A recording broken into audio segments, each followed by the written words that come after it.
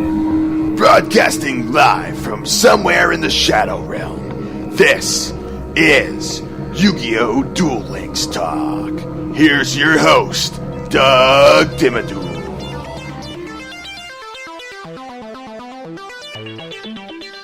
Hey there, and welcome to another episode of YuGiOh Duel Links Talk. Today's episode, we're going back into the Generation Next box set. This box set came out on September 21st and is the newest 200-pack box set, which means there are a whole bunch of cards you can get your hands on. I know we recently did an episode on the Ultra Rares in that box set, many of which were just outstanding. So today, we're going to look at some of the Super Rares. There's 22 Super Rares in this box set. I guess in total, sorry, but you do get 2 of each. And actually, that's not even accurate. It's 24. I'm taking my numbers because I've already taken out 2 super rares out of this box set already. I did end up getting an Armor Ninjutsu Art of Alchemy and a BES Tetran. So I got a few already in there, but let's just start breaking down these super rares. There's actually 12 in total, meaning 24 super rares you're able to get. So 2 of each. So anyway, let's break down the first one. We got BES Tetran. It is a level 6 machine, 1800 attack, 2300 defense. When this card is normal summoned, put 3 counters on it. This card cannot be destroyed by battle. If this card attacks or is attacked, remove 1 counter from this card at the end of the damage step. If you cannot, destroy it. Once per turn, you can remove 1 counter on this card to destroy 1 spell or trap card on the field. So I really like that secondary effect of this one. I think that these machine decks are getting more and more powerful with the addition of cards like BES Tetran, and it's just worthwhile trying to build a machine deck based off of some of these kinds of cards. The next super rare is Horus the Black Flame Dragon level 6. It's a level 6 dragon, 2300 attack, 1600 defense. This card is unaffected by spell effects. During the end phase, if this card destroyed a monster by battle this turn, you can send this face-up card to the graveyard and special summon 1 Horus the Black Flame Dragon level 8 from your hand or deck. So this card really gets you snowballing into the Horus the Black Flame Dragon level 8 ultra rare that we discussed in the previous episode there. So, but just the fact that it's unaffected by spell cards in the first place really makes things a little more difficult on the opponent to try and stop this card with a card like Enemy Controller or Super Rush Headlong or Call of the Doomed. Anything along those lines. Spell cards not going to affect this monster. So really cool. Next super rare we have is BES Crystal Core. Level 5 machine, 2100 attack, 1000 defense. When this card is normal summoned, put 3 counters on it. This card cannot be destroyed by battle.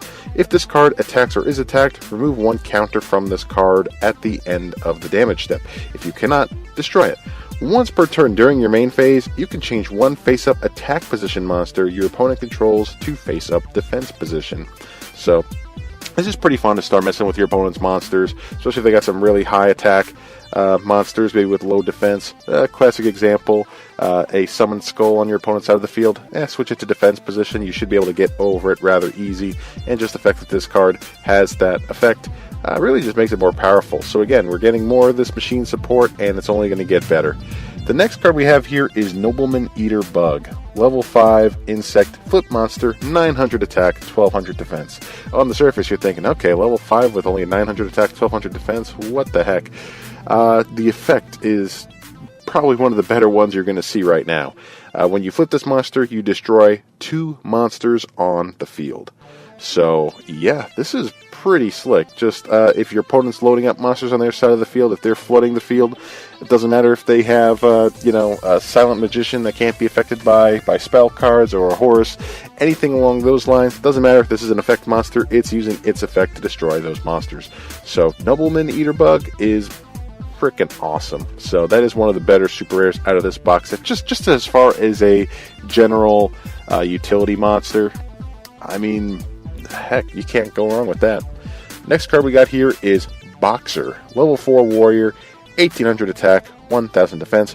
When this card destroys an opponent's monster by battle and sends it to the graveyard, you can place 1 counter on this card. You can send this card with 2 or more counters to the graveyard and special summon 1 earth monster from your deck. If this card would be destroyed by battle or card effects, you can remove 1 counter from this card instead. So I really like how this card can set you up in different decks that revolve around earth monsters. You could get some really powerful ones out there. And it's just a good startup card, and I think that this super rare is one that we'll be seeing quite a bit of play. The next card we have is Flame Tiger, level 4, beast, 1800 attack, 0 defense. During your draw phase, if this card is in your graveyard and you control no monsters, instead of conducting your normal draw, you can special summon this card, and if you do, banish it when it leaves the field. So at least this gives you a good backup plan. You could special summon this onto the field by skipping your draw phase. Maybe you have a 1 tribute monster. Maybe, for example, you have a Nobleman Eater Bug in your hand. You just tribute summon it face down because you've used your Flame Tiger on the field, and you could really set yourself up for some really good plays. So this super rare is a pretty good one, pretty underrated. Next you have is K9atar. It is a level 3 Beast Warrior, 1500 attack, 200 defense. Once per turn, if this card battles an opponent's monster during damage calculation in either player's turn, you can send one Beast, Beast Warrior, or Winged Beast type monster from your hand or deck to the graveyard, and if you do, this card gains attack equal to the sent monster's level times 100 until the end of the battle phase. So, what this tells me is that you could probably end up using this card pretty well in a Phoenix deck where you know it's a level 8. You could give your K9atar a really good boost of 800 attack on top of that 1500, and really do some damage and set yourself up for some really powerful plays for a level 3 monster. So yeah, that's just a really overall good card. But anyway, moving forward, next card we have here is a field spell, Fusion Recycling Plant, one of my favorites. Once per turn, you can discard one card and add one polymerization from your deck or graveyard to your hand.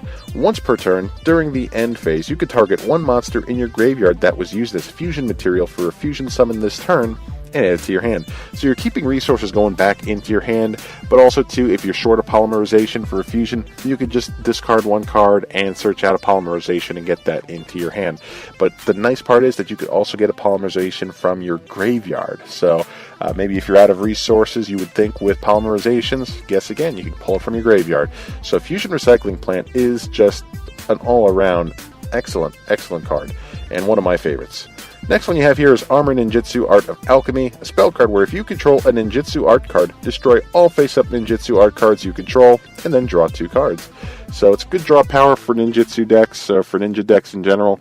I don't know why it's a super rare though, but ninja decks are getting a lot of support right now. So this is just another addition and just another good piece. So can't complain. Next super rare we have here is Gaia Power. It's a field spell card where you increase the attack of all Earth monsters by 500 points and decrease their defense by 400 points. So again, we're seeing a little bit more Earth support from this box set, and Gaia Power is one of those cards that are just overall really beneficial. The next super rare we have here is Typhoon. It's a trap card where you target one face-up spell or trap card on the field and destroy it. If your opponent controls 2 or more spell or trap cards and you control no spell or trap cards, you can activate this card from your hand. So that adds a little bit of an element of surprise there. Keep this card in your hand if your opponent is really loading their back row with spells and traps. Keep your back row empty so nothing gets targeted, and you can actually just play Typhoon from your hand. That's a really good super rare, and it's a pretty underrated trap in my opinion. And the next one you have is Damage Equals Reptile. It's a continuous trap card where once per turn, when you take battle damage from a battle involving a reptile-type monster, you can special summon one reptile-type monster from your deck with attack less than or equal to the battle damage you took. So this just does set you up for some reptile plays. It seems like this deck is trying to add a little bit of reptile support. I know we discussed in the previous episode about Evil Dragon and Anta, and a few of the other reptiles that you're going to end up seeing within this box set. But having Damage Equals Reptile, you are able to get some good plays out there. Special summoning is never a problem in my opinion. That'll set you up for some good, possibly tribute plays or anything along those lines. So this card could be a very, very good trap card when used right. So thoroughly enjoy just taking a look at all these super rares that we have here, and it looks like overall for super rares, I think it's pretty darn good. Is it the best set of super rares I've seen in a box set? Not necessarily, but there are some good ones depending on the strategy. There are some must-haves. There are some, especially Fusion Recycling Plant, in my opinion, just because I've always enjoyed playing Fusion-type decks.